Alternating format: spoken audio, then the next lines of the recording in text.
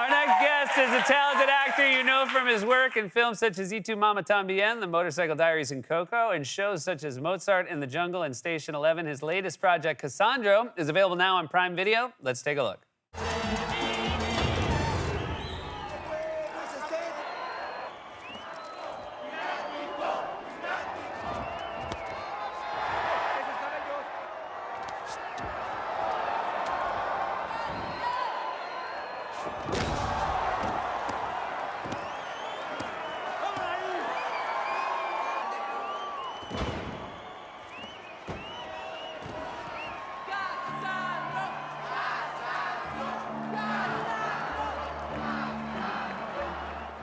Please welcome back to the show, Gael Garcia Bernal, everybody.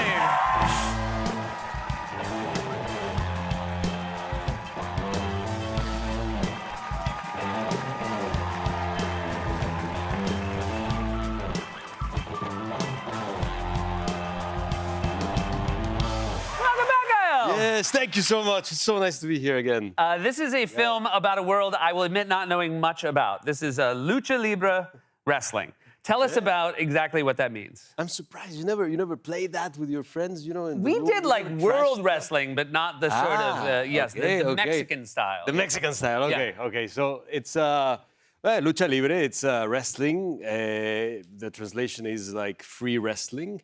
So it's free.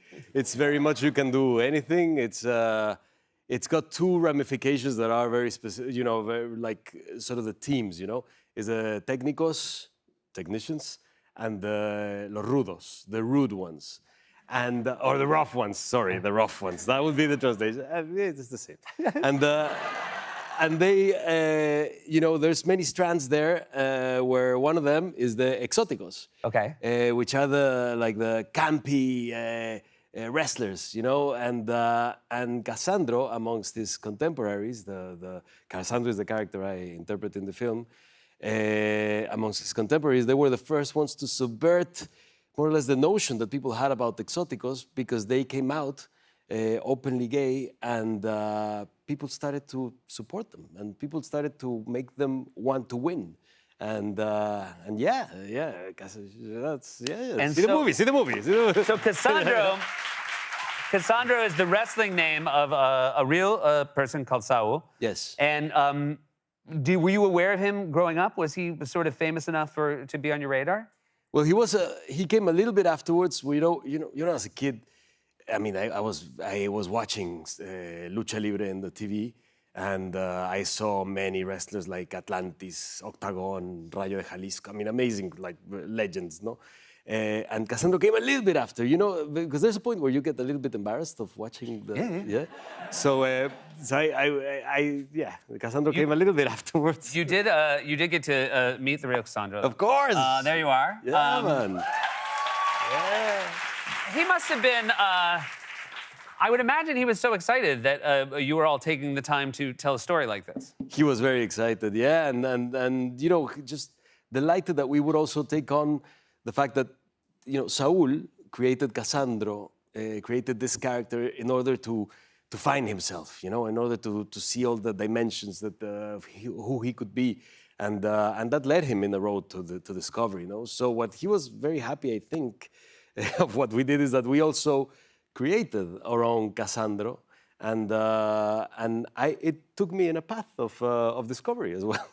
and I think you can tell that in the movie. It has that kind of you know, just a lot of Nirvana moments, you know, of fascination, and also allowed me to play a luchador, you know, that as a kid I used to trash my room with my friends and my brother, you know, we used to. And now I was doing it for real in the ring. He also probably appreciated not just that you told a story, but you took it seriously. You tried to get into wrestling shape. Is this accurate? Yeah. Did you enjoy the training? I enjoyed. Okay, so at the beginning it was. Thank you for your honesty. We all know where this is going. Everything, like all stories, it begins well. Yeah. It begins me eating a lot and gaining a lot of weight, and you know, doing a lot of. Strength exercises, you know, calisthenics and those kind of things. And then 2 months before starting to shoot, I started to do the wrestling training. Yeah. And that's